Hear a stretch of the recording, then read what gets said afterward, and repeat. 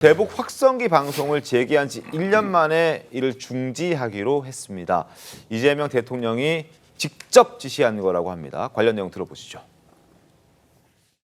이재명 대통령은 오늘 오후 2시를 기해 우리 군 당국이 전방 지역에 설치한 대북 확성기 방송을 중지하도록 지시했습니다. 이번 조치는 남북관계 신뢰 회복과 한반도 평화 정착을 위한 정부의 의지에 따라 이루어진 것으로 이재명 대통령이 대선 과정에서 국민께 약속드린 바를 실천한 겁니다. 특히 이는 북한의 소음방송으로 인해 피해를 겪어온 접경지역 주민들의 고통을 덜기 위한 실질적인 조치입니다. 대북 확성기 방송. 우리 국민들은 이게 얼마나 위력적인 어떤 수단인지 잘 모르실 수도 있습니다. 그러나 북한이 가장 두려워하는 심리전 수단으로 이 대북 방송을 굉장히 예민하게 반응해 왔습니다. 그래서 이걸 두고 아무런 카드 없이 그냥 우리만 중지한 게 조금 과한 것, 섣부른 것 아니냐라는 지적들도 나오고 있는데 그동안 모습들을 보고 관련해서 이야기를 조금 더 이어가겠습니다.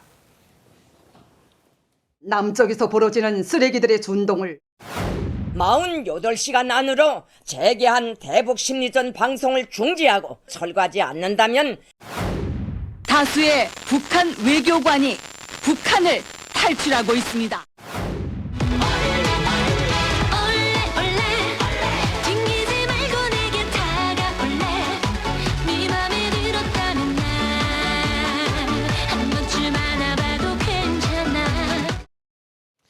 자, 저런 게 아무것도 아닌 듯해 보이지만 저런 방송을 듣고 탈북을 결심하는 사람들도 북한 내에서는 적지 않습니다.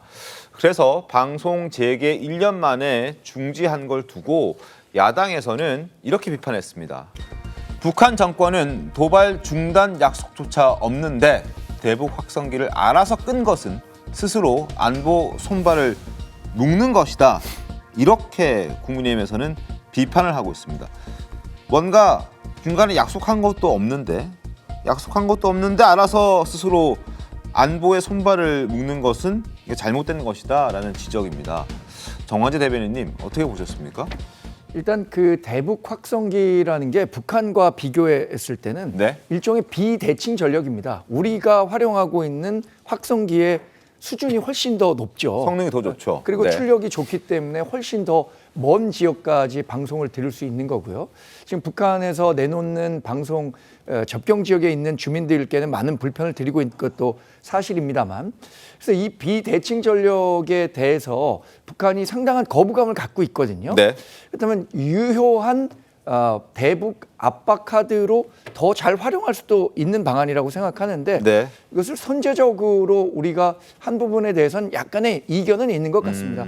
그런데 오늘 아침에 들어보면 또 북한도 대남 선전 방송을 중단했다라는 얘기도 있으니까 이게 좋은 계기가 돼서 대북 협상 과정에서 좋은 성과로 이어질 수 있으면 좋겠는데 네.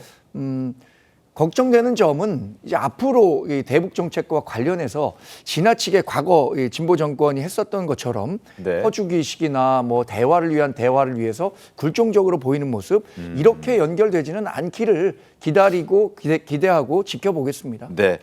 물론 이제 접경 지역 주민들의 고통을 덜어드리기 위해서 너무 시끄럽긴 하니까 그래서 소음으로 인한 피해를 줄여드리기 위해서 이재명 대통령은 소음 방송을 일단 중지를 한 것이고 그리고 어제 저녁만 하더라도 북한에서 그대로 예고가 되어 있었던 원래 기존에 잡혀있던 일정대로 북한도 대남 소음 방송을 했기 때문에 이거 주고받는 것 없이 우리만 일방적으로 스스로 중지한 것 아니냐라는 지적이 있었지만 오늘 아침에는 우리의 대북 방송 중단에 호응하듯 지금 북한도 대남 소음 방송을 이제 중단한 것으로 지금 보여진다라고 합동참모본부가 밝혀왔습니다.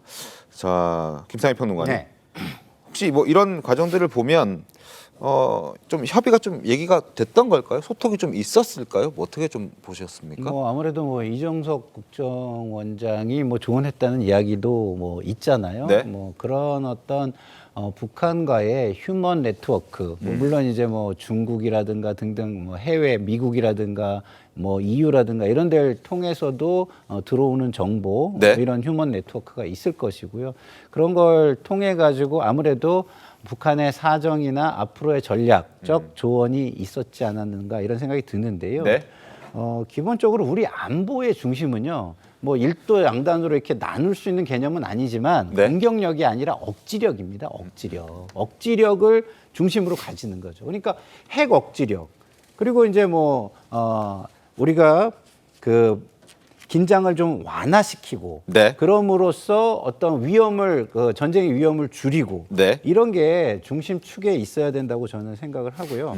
아까 제가 미국에 대한 협상력 부분도 좀 말씀을 드렸잖아요. 네. 그런 협상력 부분에서도 이게 뭐 통미봉남으로 가거나 그러니까 미국하고만 통하고 뭐 대한민국은 무시한다. 뭐 북한이 이런 식으로 가거나 그러면 우리가 이런 안보가 굉장히 중요한 나라에서 그 협상력 같은 것도 굉장히 떨어질 수 있다라는 측면도 좀 감안해야 된다. 이런 부분을 종합적으로 감안해서 방향성을 지금 만들어가고 있는 거 아닌가 이런 생각이 듭니다. 알겠습니다.